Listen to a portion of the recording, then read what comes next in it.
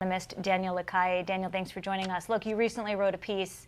You call it "Easing in the Middle of Persistent Inflation May Worsen Stagflation Risk." Daniel, you just heard from Jay Powell. Do you think he might agree?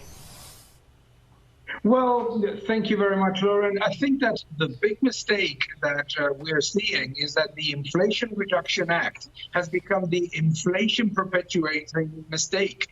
The decision of the government to massively increase spending and massively increase deficit, which is ultimately printing money, has made inflation worse. I am particularly concerned about the fact that the January reading, which wasn't very good, has been revised up, and that the February reading, when we look at the 3 months trend and the 6 months trend, is actually very negative because it's accelerating.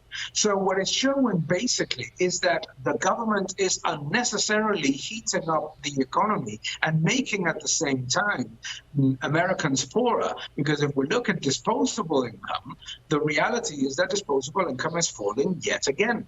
So I think it's a very dangerous situation for the Fed to call the success of having beaten the inflation problem, because it's not beating anywhere. Remember that inflation is accumulative. So we're talking here about more than 23% increase in inflation in the past 4 years, in a period in which real wages have barely increased. Yeah, I know. It has been an extended period of prices going up. It seemed for a little bit that they were starting to come down, and then we get the report today. We also got other numbers, and they show really strong consumer spending without a corresponding increase in incomes. Doesn't that tell the whole story? Things cost more, so we're spending more, but we're not bringing it in terms of our paycheck, our wages. You're absolutely right. What is happening is that Americans are having to spend more because prices are higher, but they're not spending more in the number of goods that they're purchasing. It's simply that the prices are higher. And at the same time, they're having to use their credit card much more than in the past. So excess savings have been almost depleted. And the situation for Americans is obviously one of barely making ends meet at the end of the month. So the number that appears of allegedly robust consumption is in fact bloated by credit card debt, which is again reaching an all-time high.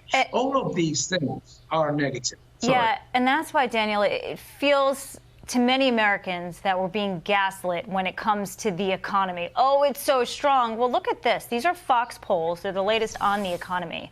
6 in 10 of us say the economy is extremely important to them, but 52% say we're worse off financially now than we were 4 years ago. And 61% disapprove of President Biden's performance on the economy. So does that kind of explain the disconnect? I mean, the president's underwater on the economy, which is one of the most important issues for voters.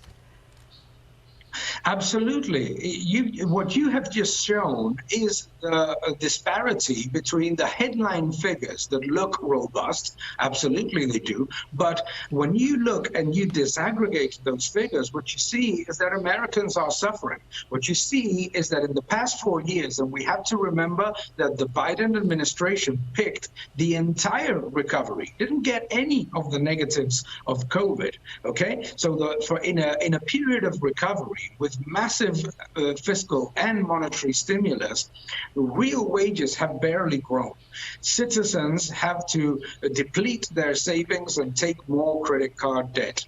And small businesses are suffering in their margins because at the same time, we have seen higher taxes. Yeah, but those small businesses and some of the bigger businesses are those big, bad corporations that are gouging us, right, Daniel? Don't respond. We'll leave it there. Thank you so much for the time. Have a beautiful weekend and a good. Thank you for watching this video. Please subscribe to my channel, like my videos, leave your comments below, and keep defending freedom. Thank you very much.